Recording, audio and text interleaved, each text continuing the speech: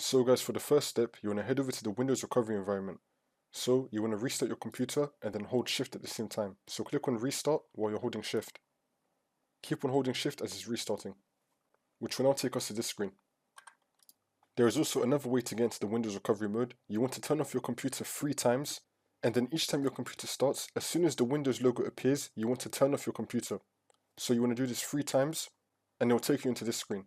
Now once you're on this screen, you want to click on troubleshoot, and then click on advanced options, and then click on command prompt.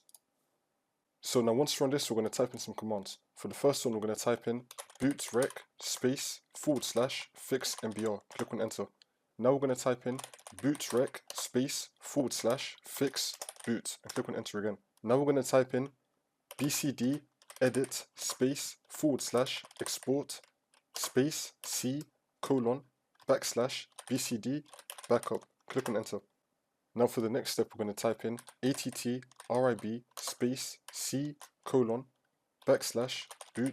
/bcd space -h space -r space -s, and click on enter. Now we're going to type in ren space c : /boot /bcd space bcd.old, and click on enter. Now we're going to type in boot rec space / rebuild bcd. Click on enter. And now you want to type in y, and click on enter. Now you want to type in sfc space / scan now, and then click on enter. Then you want to run the scan. Now once you've done that, you want to type in exit. Click on enter. And now we can just go back to Windows, and then the problem should be fixed.